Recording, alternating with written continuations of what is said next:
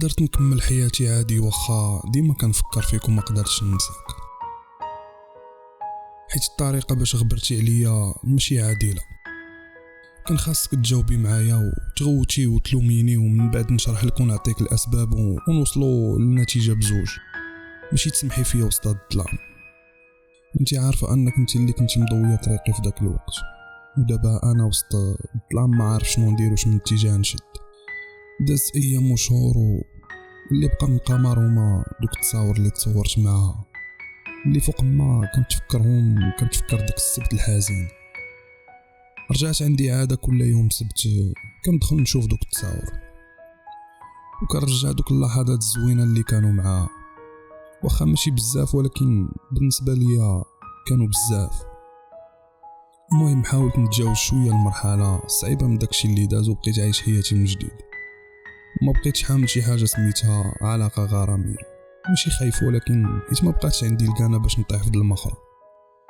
رجعت لخدمتي وبقيت غادي مزيان الحمد لله وبدلت حياتي. وقمر ما بقى منا الا ذكريات اللي مع مرور الايام كيتنساو، حيت كاع داكشي اللي بقى بيني وبينها هو دوك التصاور. دوك التصاور في اي لحظه يقدروا يتمسحوا واخا راهم مازالين دابا في تليفوني. 23 يوليوز من العام اللي فات كان عندي كونجي وقررت نمشي ندوز نص فيه في فاس، منا نشوف ماني الدار اللي توحشهم والنص الاخر اللي بقى نزور الدراري عشراني. داكشي اللي درت، مشيت لفاس دوزت شي ايامات فيها تلاقيت مع صحابي وصحاباتي اللي من هذا المنبر كنقول لكم باللي كنبغيكم، ومن بعد شديت الرحله لكازا عند واحد العشير ديالي تما اللي كنعتبره اخ قبل ما يكون صديق. ما نحتاجش نذكر الاسم ديالو حيت هو انسان محافظ وما عزيزش عليه الشهرة. مشيت دوزت مع شي ايامات عشنا فيها العبات والتفاهه وكل ما تحمله الكلمتين من معنى. واحد النهار درنا باش نمشيو للمعارف نجيبو دويره تما ونشربو شي قهوه. داكشي اللي درنا، مشينا للمعارف شربنا قهوه ومن بعد مشينا لموروكو مول ضربنا دويره تما. في واحد اللحظه قلت له اش بالك نمشيو لساحه الامم نزلوا للمدينه نتفرجوا في داك الهيت اللي كيكون تما. هي هذيك شدينا طاكسي وقصدنا داك البلاصه. كلكم عارفين ان قمر كازاويه، ولكن اللي ما غاديش يدخل لكم راسكم هو اننا فاش كنا غاديين مساحه ماريشال وقف بينا مول الطاكسي في واحد ستوب مده ديال شي 5 دقائق، وفات التوقف طرا واحد البلان ما كنتش تخيلو غيوقع. الله يا سيدي يا ربي شنو هادشي اللي كنشوف؟ لا لا لا ما يمكنش. شنو هادشي اللي كنشوف قبالتي عاوتاني؟ غادي نتلاقاك وغادي نتفكر كاع داكشي الكحل اللي داز في حياتي. الطوموبيل اللي كانت واقفه على الخوت قبالتنا في ستوب فيها داك الدري الصديق اللي بسبابه وقع لي هادشي كامل. بقى كيشير ليا بيديه، درت راسي ما شفتوش ولكن بدا كيعيط ليا بسميتي وعلى حر من جهدو. هزيت يدي وشيرت ليه وقال لي بانه غادي يعيط ليا محتاجني في شي حاجه. درت له بيدي صافي وتطلق ستوب ومشينا انا وعشيري فين كنا غادي. وخا سولني شكون هذاك جاوبته بانه داك صديق الطفوله شفتو صدفه هنا في كازا وصافي. من بعد ما دوزنا العشيه انا وعشيري مسركلين في الشوارع ديال كازا انفا ما خلينا التقند. رجعنا بحالنا للدار وبقينا على هذا الروتين حتى بقى لي نهار ونرجع بحالي لطنجة. هو يتصل بيا واحد الرقم انكوني، جاوبته لقيته هو.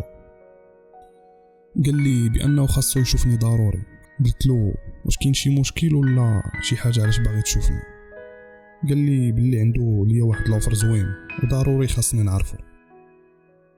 جاوبته بانني غدا طالع لطنجة باش نرجع لخدمتي وإلا بغيتي نتلاقاو اليوم. داكشي اللي كان. تلاقيت معاه ومن بعد عرض عليا باش نخدم معاه في واحد المشروع غادي يدير. هذا المشروع كان عباره على استيراد منتوجات من احد البلدان الاسيويه والبيع ديالها غيكون في المغرب بار انترنت. فريمون الخوت لوفر اللي عرض عليا مغري وما فيهش بزاف ديال الريسك والمجهود. غادي نخدم بيسي وفي اي بلاصه بغيت وفي اي وقت بغيت، مع فائده الربح على كل منتوج ب10%. وعرض عليا باش نكون انا المسؤول على البيع في الجهه ديال الشمال. ترددت في الاول ومن بعد ما وافقت قلت اوفر زوينه نزيد على الخدمه وما غاديش تاخذ مني شي وقت ولا مجهود. داكشي اللي كان. بديت الخدمه معاه السيمانه الاولى ما كنتش قابل السوق، من بعد مع توالي الايام بديت كنعرف القوالب والارباح بدات كتزاد، وهذا الشيء اللي خلاني ما نبقاش نمشي للخدمه اللي كنت خدام فيها.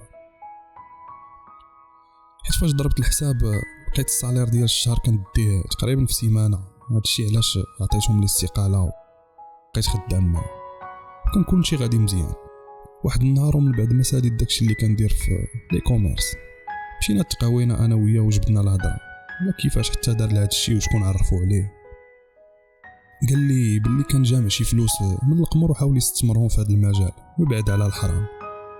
قال لي بانه شاف صدفه واحد الفيديو ديال شي مؤثر في هذا المجال ديال لي كوميرس صحاب 100 مليون، وقدر يتبع معاه وصبر وها هو غادي في هذا المنوال. عجبني الحال فاش شفتو بدل حياته وفكر هكا، ولكن في نفس الوقت تمنيت كون ما عرفتوش، حيت ببساطه ضاعت مني قامه لي لحد الساعه مازال كنقلب عليها، ولكن بحال الا كانت غير حلمه في حياتي ودازت. وصلنا لشهر 9 من العام اللي داز، قدرت نحقق تقريبا ارباح خياليه. داكشي اللي كنت باغي نديرو في عام قدرت نديرو غير في شهرين. تعرفت على بزاف ديال البنات في هذه الفتره، ولكن حتى وحده ما قدرت تبلاصيها، كلهم كيتشابهوا. واخا قمر عرفتها في مده قصيره، ولكن داك الفيلين اللي داز بيناتنا عمرو غادي يتعاود. واحد النهار من الشهر اللي فات خرجت نتقهوى انا والسيمو عشيري في هذا النهار، وبالصدفه غادي نتلاقاو داك العشير اللي كنخدم معاه. جلسنا بثلاثه وبقينا كنتعاودوا. واحد اللحظه العشير اللي خدام معاه قال لي انه غادي يغبر شي ايامات حيت عنده شي مناسبه عائليه. قلت له صافي خذ راحتك.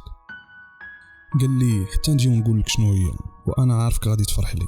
قلت له والله يا ودي راك عزيز، ما دوزناش القليل. المهم جلس معنا شويه وهو يتحرك. من موراها سولني صاحبي السيمو واش هذا هو داك الساط اللي عاودتي لي عليه. جاوبته ايه، بانه راه تبدل وانت كتشوف الحاله ديالو. المهم كملنا عشيتنا وكل واحد غادي يمشي بحاله. من بعد السيمو قال لي ما تنساش في الليل تدخل لعبوا شي طريح ديال بابجي، شحال هادي ما لعبنا. جاوبته تسير بعاد مني، مبقاش عندي الوقت اللي يحك راسي غادي نزيد بابجي. دازت تقريبا 2 سيمانات من بعد رجع داك العشير وتلاقيت معاه وسولني كيف غادي مع الخدمه. قلت له بخير وراه كاين تقدم في البيع، وان شاء الله من هنا لراس العام غادي نكونوا اكتسحنا المغرب. ضحك وقال لي والله عشيري ما كرهت، راني داخل على واحد البروجي مجهد، داكشي علاش محتاج فلوس. اش من بروجي السي محمد؟ راه غير هادشي اللي رانا فيه راه غادي مزيان. قال لي لا ماشي لي كوميرس، وانما نويت نتزوج. قلت له وهذه اخبار زوينه، فرحت لك الساطو شكون التعيسه الحظ. ضحك معاه جاوبني تعقل فاش قلت لك ديك النهار في القهوه عندي واحد المناسبه عائليه، ملي مشيت خطبت اخويا واحد البنت الا كتب لي الله في هذا الزواج. قلت له الله يكمل لك بالخير وان شاء الله تكون هذه بدايه زوينه لحياتك وتفرح ديك المهمه اللي تحت التراب مسكين. المهم ما دخلتش معاه بزاف في التفاصيل، ولكن اللي فهمت انه كيبغيها ولقى فيها داكشي اللي بغى. فرحت ليه وتخيلت راسي كون مشات معايا الايام ضحكه كون راني مع قمر في نفس الوضعيه، ولكن تاتي الاسباب بما لا تشتهي الظروف. دازت ايام وبقات حياتي في نفس الروتين، غير هو اللي زوين في هذا الشيء انني كنجني ارباح حلالا طيبه وضميري مرتاح، وهذا الشيء اللي خلى المود ديال حياتي يتبدل. واحد النهار وانا في طريقي للدار صون عليا السيمو وقال لي بانه راه جالس في واحد البلايصه اللي كنجلسوا فيها، بغاني نجي عنده ضروري باش يوريني شي حاجه متعلقه بيا. جاوبته غير خليني على الساط راني غادي للدار وبغيت نرتاح. قال لي راه بحال الا شاف شي بنت بمواصفات قمر كانت راكبه في شي طوموبيل وكيحلف بانها هي. بقيت كنضحك وقلت له ما يمكنش تكون هي، شنو غدير في طنجه صاحبي؟ بقى شاد في كلامه وعطاني المواصفات اللي تقريبا شي 95% هي.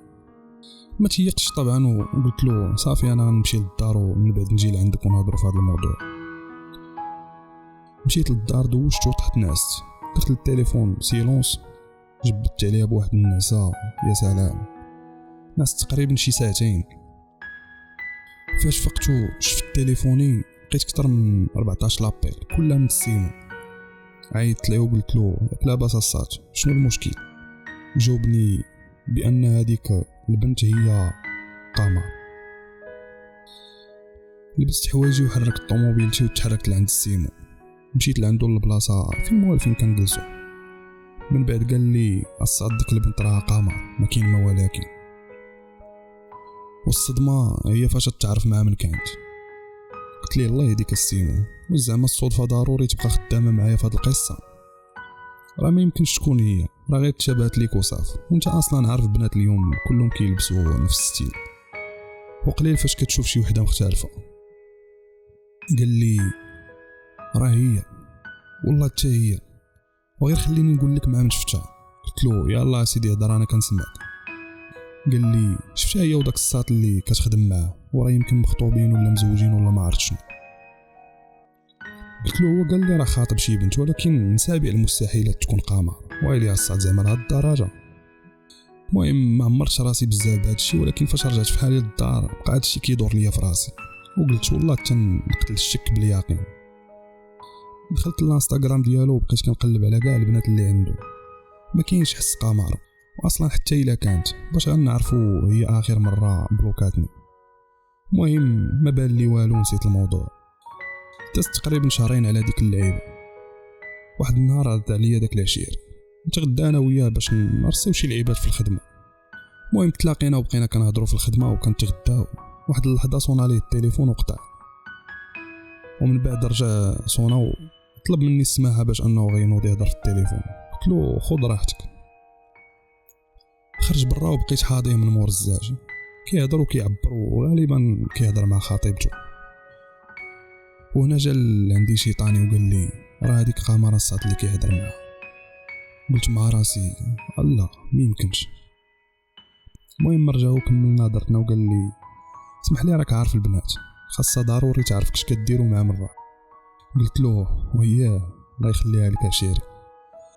تغدينا وكملنا وناض للطواليت وخلى تليفونه في الطبله. لحد اللحظه مازال ما شفت التليفون، حيت ما معمرش راسي بداك الشيء اللي كيتقال لي في الداخل ديالي. هو يصوني وبقى يصوني. طلعت على التليفون وانا نلقى